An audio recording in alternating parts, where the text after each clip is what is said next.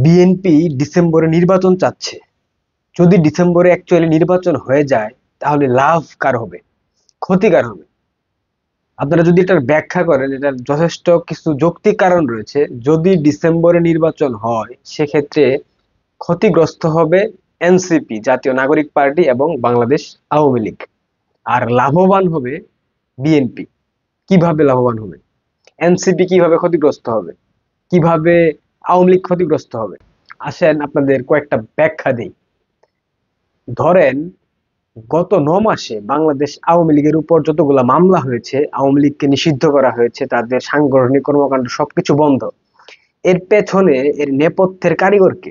এখানে ডক্টর ইউনূসকে দোষারোপ করা হচ্ছে, অন্যান্য এনসিপি কে দোষারোপ করা হচ্ছে, কিন্তু এইখানে মূল ভূমিকায় কে ছিল জানেন?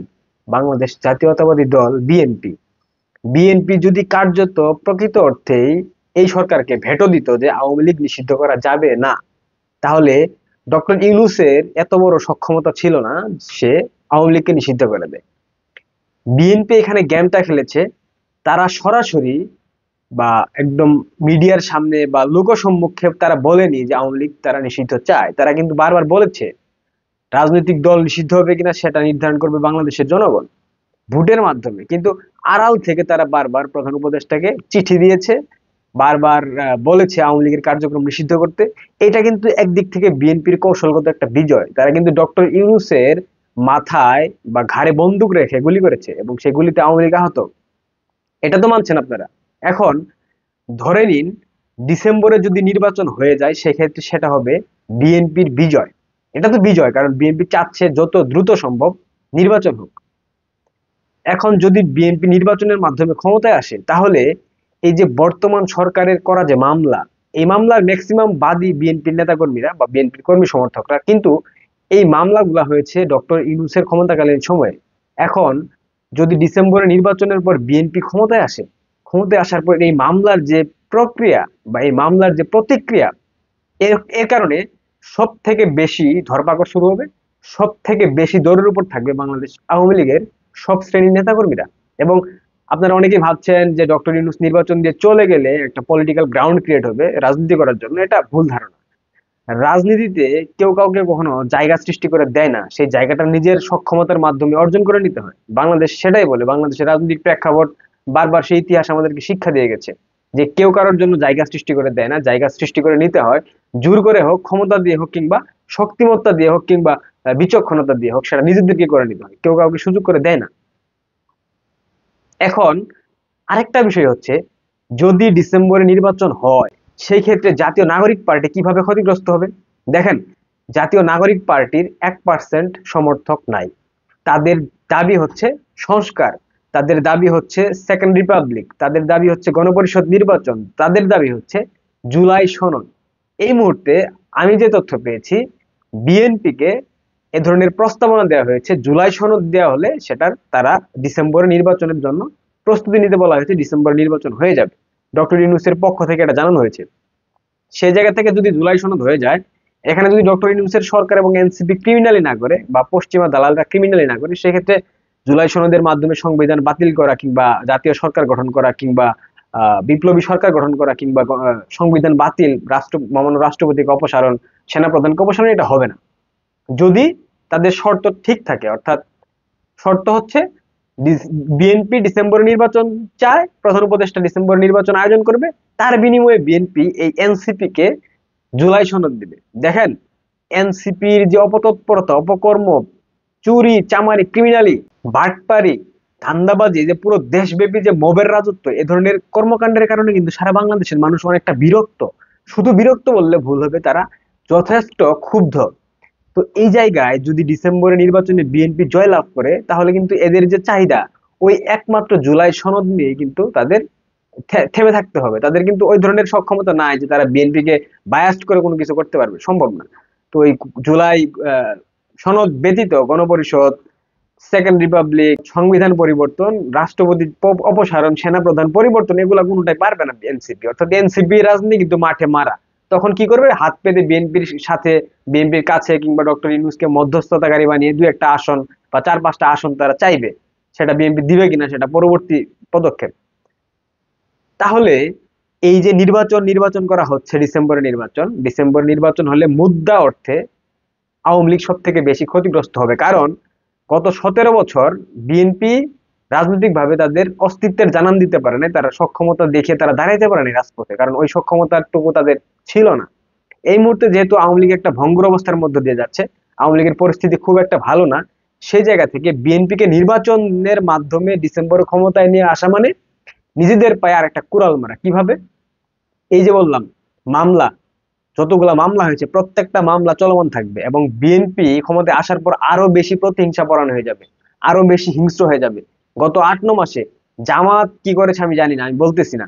জামাত শুধুমাত্র মুক্তিযুদ্ধকে ধ্বংস করেছে, আওয়ামী লীগের একাধিক নেতাকে ধ্বংস করেছে, বাট প্রত্যেকটা মামলার আসামি যারা করেছে, প্রত্যেকটা মামলার বাদী বিএনপি নেতাকর্মীরা। প্রত্যেকটা মবের যে কালচার সৃষ্টি করেছে, এখানে বিএনপি সম্পৃক্ত ছিল, ছাত্রদল সম্পৃক্ত ছিল। ধানমন্ডি 32 ভাঙার কারিগর ছাত্র দলের নেতাকর্মীরা, এবং স্টাক এখানে বুলডোজার সাপ্লাই দিয়েছে।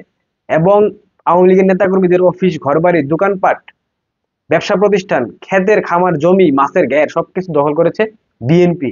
তাহলে বুঝে নেন, যেই দল আনুষ্ঠানিকভাবে ক্ষমতায় না এসেও আওয়ামী লীগের নেতাকর্মীদের উপর এ ধরনের আহ মানে কি বলবো, এ ধরনের নৈরাজ্য চালাইছে, আওয়ামী লীগের নেতাকর্মীদের নির্যাতন নিপীড়নের শিকার করেছে, যে তারা কিভাবে ক্ষমতায় আসলে আপনাদেরকে ছেড়ে দেবে।